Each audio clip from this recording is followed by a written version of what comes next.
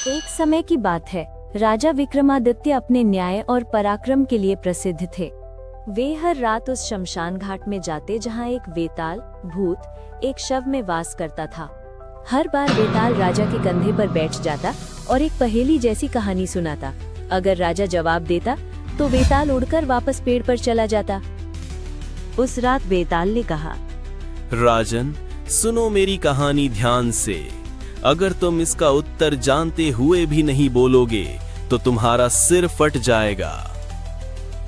एक नगर में सोमदत्त और माधव नाम के दो गहरे मित्र रहते थे। दोनों साथ पढ़ते, खाते और हर सुख दुख में एक दूसरे के साथ रहते। जैसे जैसे टाइम बीतता गया, दोनों जवान हो गए। एक दिन सोमदत्त की बहन का विवाह तय हुआ। विवाह के समय माधव दूर देश में व्यापार करने गया था, लेकिन सोमदत्त ने वचन दिया था कि मेरी बहन का कन्यादान तुम करोगे। विवाह का दिन आया, लेकिन माधव का कोई पता नहीं था। समय निकलता जा रहा था। सोमदत्त चिंता में पड़ गया कि अगर मैं बिना माधव के कन्यादान कर दूं तो वचन टूट जाएगा, और अगर ना करूं तो विवाह रुक जाएगा। वह उदास बैठा था कि तभी माधव आ पहुंचा। कपड़े धूल से सने, चेहरा थका हुआ, पर वचन निभाने आया था।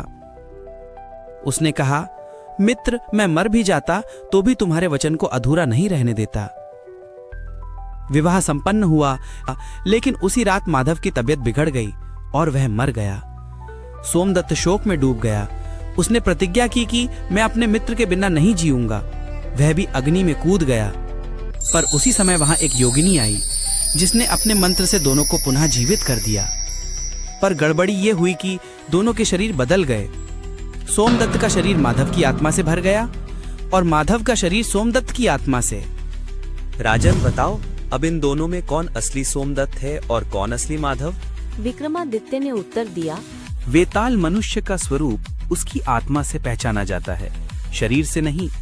इसलिए जिस शरीर में सोमदत्त की आत्मा है वही सच्चा सोमदत्त है। वेताल मुस्कुराया और बोला, राजन, तुमने फिर सच उत्तर दे दिया, इसलिए मैं उड़ जाता हूँ। और वो फिर से अपने पेड़ पर जा बैठा। सच्चा मित्र वही है जो हर परिस्थिति में वचन निभाए, चाहे उसके लिए जीवन की बाजी ही क्यों न लगानी पड़े। सच्चाई और वचन की ताकत आत्मा को अमर बना देती है। अभी तक लाइक नहीं किया? चलो जल्दी से लाइक करो, और ऐसे ही वीडियो देखने के लिए चैनल के सब्सक्राइब बटन को भी दबा देना और शेयर करना तो भूलना भी मत।